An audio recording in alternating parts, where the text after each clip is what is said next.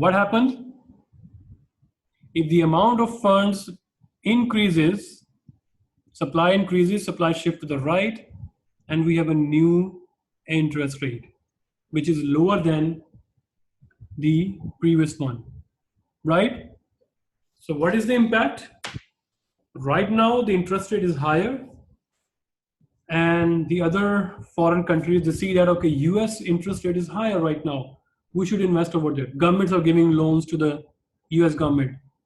Companies are giving loans, or companies are buying bonds or investing in the stock market. People are saving their money with the banks. So what happened? When they have a lot of supply, the interest rates start decreasing.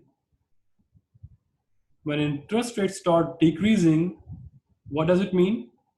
It is good for US. I'm thinking in terms of US right now person. It is good for the US person to apply loan for business because interest is now decreasing. Guys, think here. I have a question.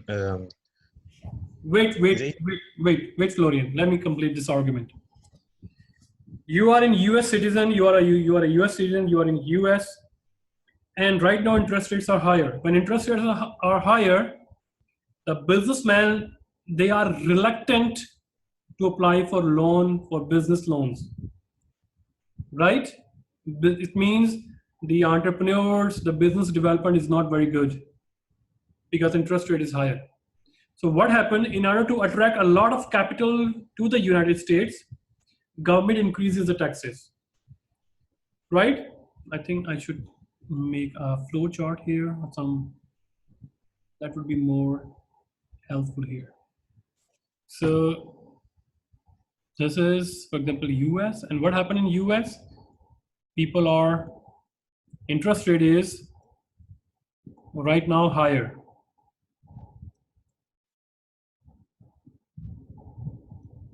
Right? So other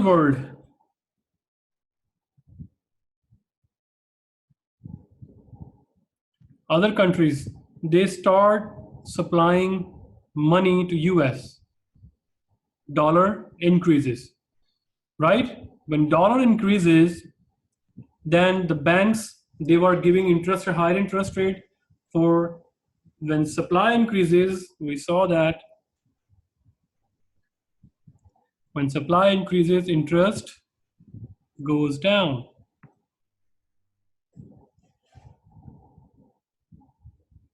When interest goes down and US has more dollars, right? What happened? Interest rate goes down. And now this businessman, the business person, he would be happy. Why? Because now he can take money at lower interest rate. So when interest rates are lower in US economy, the business people, they will acquire more loans to support their business start rising. And when the business start rising, US economy start rising. Look at the double impact. So they are rising the interest rate to gather more capital, and when more capital they receive that one, what happened? Supply increases, causing interest rate to decrease. Now people have more money to invest in their business, and their business start rising. So GDP formula is C plus I plus G plus net exports. So I mean business investments. So business investments start rising. So their GDP start rising. Right? Understand? So those people who understand that okay, their interest rates start decreasing, so they start taking out their money back. And then when they start taking out their money back, then again interest rates start rising, and then other people, they start pumping money to US economy again. So this continuous circle starts going on and going on and going on. Right, guys? Understand? Understand, but there is two types of loan. One is like a student loan. The rate is fixed during the whole period, and one is like revolving. The rate fluctuate, and Yes. each loan you always start to Basically, give student loan is just for to facilitate the research and development on students. So it is very small loan, very small loan. the rate is here is like less than 5%, even less That than is 4. that is for welfare of the students. That is not considered as a business loan. Okay, so I'm talking about the business fund, business loan. Okay. So Okay. there's no loan with a fixed rate for businesses. This Yes. doesn't exist. If interest rate rises, they need to pay more. Sometimes they have fixed rate as well. But remember that when they give loan to the businesses, they have already included many factors. Okay, what if the interest rate rises? So this person is not hit because they are already charging great amount of interest. So that is another discussion. So guys, you are following my discussion? Marilyn, Min, Nimesh, Not, Ping Ping, Florian, Haley, Fabian. Yes. Yes. Yes. Good. If you understand that, then let's do this breakout room activity. I am going to start a breakout room and you need to answer these following 3 questions.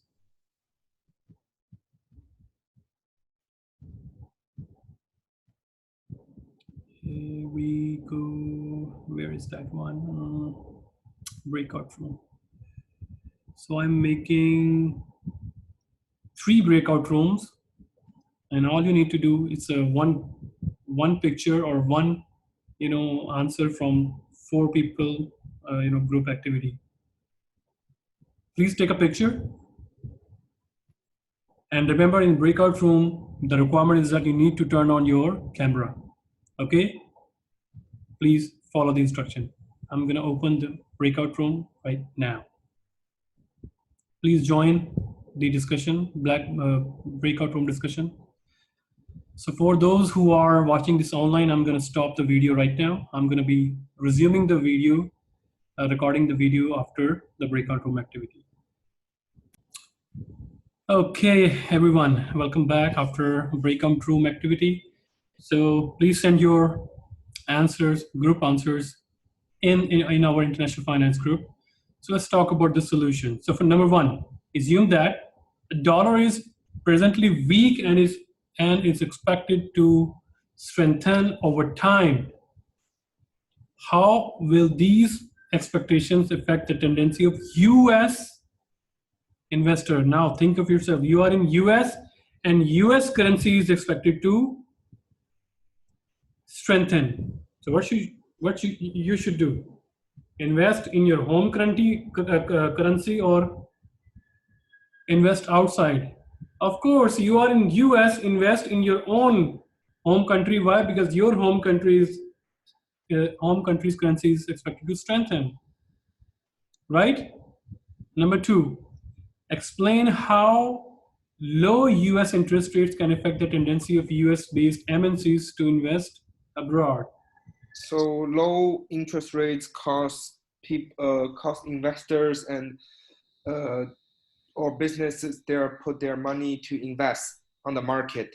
It can be not on bank property. They can be on market, stock market, or foreigner market. Well done. Foreigner asset. But remember that one. In US, the interest rates are lower. So you won't invest in US. You will invest in abroad to get higher return. Whether you invest in stock market, whether you invest with the bank, whether you give loans to other corporations, you want to go outside the US. Why? Because you feel that in US returns interest rates are lower and you need to earn more. That's why you invest. So motive is high return. Now in general terms, which means you don't have the knowledge whether the currency is going down or interest is going down, you don't have the knowledge. In general terms, what is the attraction of foreign investments to US investors? Why US investors are going outside US in general if they don't have any knowledge whether the currency is going to depreciate or appreciate? Number 1 foremost reason is they want to, okay, or maybe they believe that the other country, their markets outperform the US market. For example, their stock market outperform the US stock market. So they want to explore the higher return. Or in other markets, the interest rates are higher. That's why they go outside. Or the three for most reason is to diversify. What is diversify? Like, don't put all the eggs in one basket. What does it mean? It means you want to invest in different sectors so that if one sector go down, others remain the same, so that your all money won't, Balance. you don't lose all the money.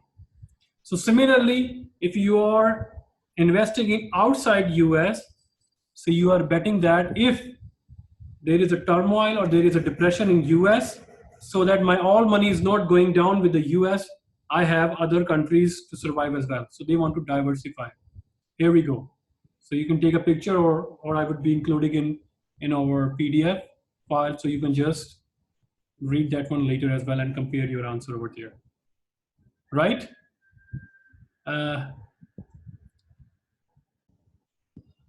Okay, let's move forward. Now, the last topic was of this chapter was agencies that facilitate international flow of funds. So we have, I think, 3 or 4 agencies.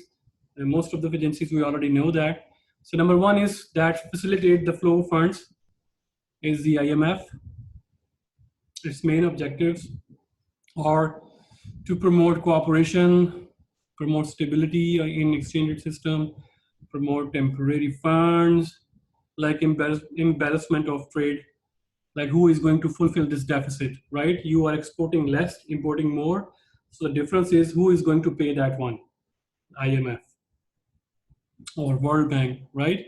So IMF right now we are studying. So it also promote free trade as well. So the focus here to learn this institution is to understand that they facilitate and what are their function of facilitation. That's it. So you don't need to go and memorize all the objectives and all the stuff.